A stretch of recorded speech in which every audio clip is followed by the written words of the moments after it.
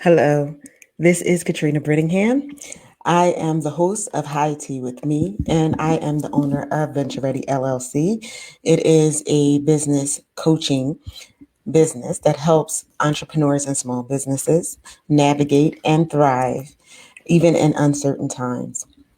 And so, my topic for today is to help you navigate leadership during times of uncertainty and ambiguity. And ambiguity just means that you don't have all the answers. Everything has not been presented out to you. And some things are just unknown. And during this time of COVID-19, this global pandemic that's affecting the world, as we know, things change by the day and the moment. We have the regular COVID-19, and then we have three mutant strains. We have the vaccine looming. We have people who don't know if they're going to be able to get the vaccine. We have people who don't want to get the vaccine. There's all kinds of things going on. You have people who are working from home. We've been working from home for almost a whole year. Um, some of us were, well, myself, I was always online. But, people had to adjust to a new normal. Um, there's no sign of when people are going to be able to go back into work. And you have people who have been furloughed and unemployed since this happened. And so it's hard to lead during times of uncertainty when you, as a leader, don't necessarily feel confident or have all the answers or feel like you have all the answers. So we also know that dealing with ambiguity is not just at the executive level now, it's at the employee level now, not even in the management. And so people have to work while not knowing what's going on, with dealing with the unknown and having incomplete information. So we want to discuss having to lead when not having that complete information and how to do it successfully. As we know, with COVID, we don't have complete information, and it's impacting us, and things are changing by the day. Companies are closing by the day, they're laying off by the day because there's a financial impact. There's even uncertainty when it comes to the stimulus and when it comes to grants that they have out there. Am I going to qualify? The loans, am I going to qualify for the forgiveness? Different things that are going on. And so let's start with what is ambiguity. And so acting and making decisions without complete information is ambiguity, and adapting to that change is critical for you. Working without complete direction, imagining what's possible in an uncertain future, and knowing when to change your mind is key to dealing with ambiguity. They're critical competencies that are no longer just reserved for leadership and the executive floor. As we said before, because we don't know what's going on, even line members are going and trying to figure out what's going on. And so the team that you lead, because I don't like the term subordinates, the team that you need lead are dealing with this ambiguity. And so it's not easy to tackle this topic head on when it comes to what's going to happen because people don't know. And so you will save a lot of wasted time and emotional energy for your team, and you'll prepare your team for the larger roles that are processed if you can get a handle on handling the ambiguity and lead properly. So in ambiguous times, it's important that you connect on a human level. You should be connecting on a human level on a day to day, but even is even more critical during the times where people don't know what's going to happen from day to day, where people have families and livelihoods that now they see disappearing, or potentially disappearing. So you want to understand what your team is thinking. You want to understand what your team is feeling. You want to understand what is going on with them and let them know that you have their best interests at heart. Because a lot of times when things happen, the first thing that team members think, or people that you work with think that you lead, is that they don't really care about me. I'm just a number. So they'll start acting that way and they'll start presenting themselves in that way, and it will affect the outcomes that you have. So the first thing you want to do before you even address your team is to start with your own tolerances and your own reactions to things. So you want to always start with you. In times of uncertainty, you don't lead to your shining moments of leadership and brilliance, and you want to acknowledge that. Let me just say that again, just to make sure it's clear. In times of uncertainty, it's hard to lead with brilliance and that total confidence that everything is going to work out well. So, what you do is you talk to a business coach, a trusted advisor, or a colleague that you can trust, that you can talk to, and talk to them about how you feel about the change, about the ambiguity, and help them help you. Talk to them about what your plan is, and how to work on your emotions, and do your freak out in private. Don't freak out in front of your team. I've seen leaders, when I worked in corporate and even as a business coach, do that, and you're freaking out in front of the team, having temper tantrums. I like to call them, in front of the team, having meltdowns in front of the team, and is just counterproductive. So you want to make sure that you get your A game together and your attitude together before you present yourself to the team. Number 2, be crystal clear on what you're clear on. A lot of times with leadership, because things are ambiguous, they are unclear on everything. And so you want to make sure that you are clear to your team and present to your team the things that are clear, the things that you do have, that are solid.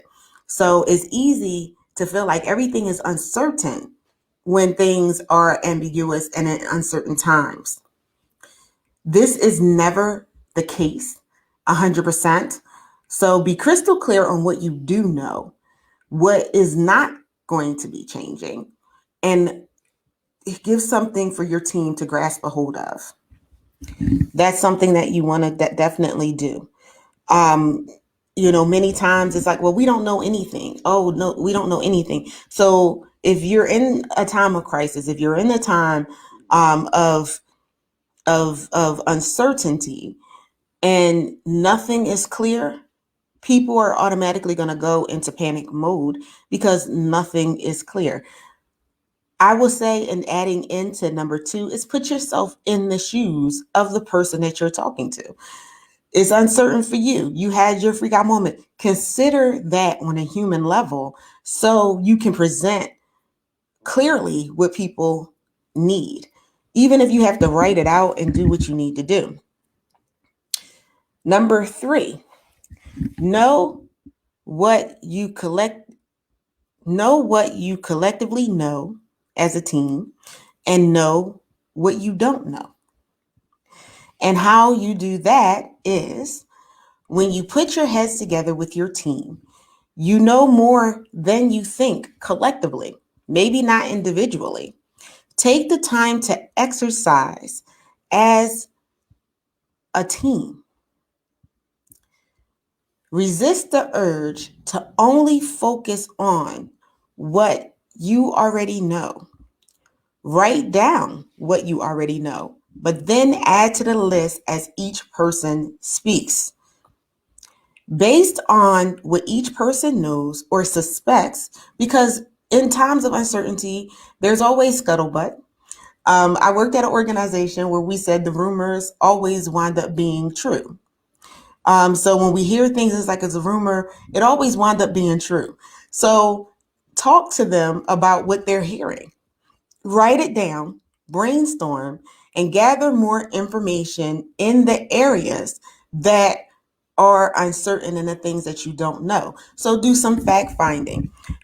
Give people assignments to Find out more information to investigate. If you have information that you're trying to find out about COVID, investigate that and find out exactly what you need to know.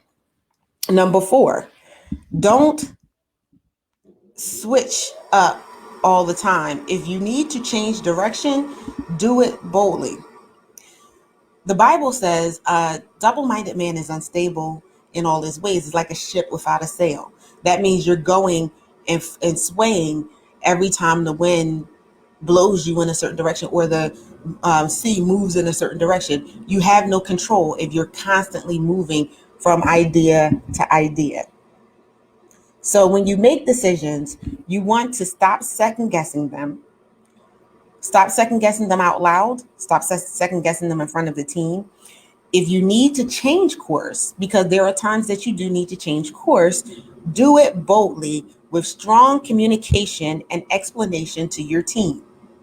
The worst thing you can do is switch directions and not give the team information on why you're switching gears. They'll start to lose confidence in you as a leader. They'll start to think that you don't know what you're doing.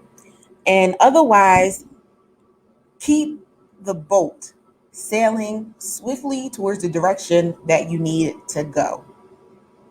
Okay? So if you don't need to change direction, just keep things going, keep things moving in the direction that you're going. Okay? If you need to change your mind, because again, as the leader, you're the watchman, you're the one in the little bucket back in the days where they had the person in the bucket looking and seeing what's ahead of you. So when you see what's going on, make sure that you are clear on why you are making the change so you don't frustrate your team. Okay? The worst thing you want to do is frustrate your team, especially in times of uncertainty. Number 5, encourage risk taking. Okay? Encourage your team to take calculated risks. Even if you have reacted poorly to mistakes or people taking risks and them not panning out the way they should, admit that to your team and promise that you will support them taking a calculated risk. If you have no risk, you have no gain. But sometimes that's why it's a risk. A risk does not always pan out. So support them in taking the risk. And if it doesn't pan out, sit down and have a discussion with them to find out what happened, because there's always a reason why something happened, to support them in that decision, support them in the taking, keep on taking risks, because there's a lesson learned in everything, even in the risk taking. Okay. Promise them that they will have your support in the things that they do. The worst thing you want to do is have your team not trust that they can take risks, not trust that they can do what they need to do to make things stay afloat. Place whatever parameters around them and checkpoints so you can feel comfortable in the world of them taking the risk, but allow space for them to be creative and to think critically and think innovatively so things can move. You need every single mind on deck during times of ambiguity and during times of crisis. So you don't want to have people feel censored because they feel like if I make a mistake, this person is going to jump, my leader is going to jump all over me, my manager is going to jump all over me. You don't want that. You want them to be able to do what they need to do. Again, if you have checkpoints for them and parameters for them, and you meet with them to find out where they are, many times you can stop some things before they go off the rails, but it shows that you are giving them the support that they need. It's showing that you trust them to do the job. But you definitely want to do these 5 things right now during the time of COVID and uncertainty. I've had clients tell me on the executive level and non-executive level, how they feel about what's going on with COVID. And one of the big things is leadership not being clear. Leadership, everything is, I don't know. I don't know what's going on. I don't know. If you're lost, then your team is going to be lost. If you're lost, then the ship is going to be lost. If you're lost, then the company is going to be lost. So take these steps and do what you need to do. If you need confidence of moving into what you need to do as a leader, I have a book, Why Not Me? From overcoming insecurity to gain success. And in that book, it talks about different things. Me as a person in corporate and dealing with different leaders who um, didn't take these things into consideration, and also being a leader and being uncertain and how to get over that uncertainty and leading a team of people in the time of change, and moving forward in that. And so if you would like to get that book, the link is down in the description. Why Not Me? Overcoming Insecurity to Gain Success. And also, if you would like to book a business coaching call, a leadership coaching call, that link will be down in the description box as well. Thank you for joining me. Don't forget to hit the subscribe button if this is your first time. Don't forget to hit the like button and the bell notification so you can be notified when the next video is coming here on YouTube. If you are on Facebook, don't forget to hit that heart button and don't forget to follow. If you are on LinkedIn, don't forget to connect with me. And if you are on Instagram, don't forget to follow. And I do thank you again for coming into this session. And I'm rooting for you to thrive even during the pandemic. Have a good night.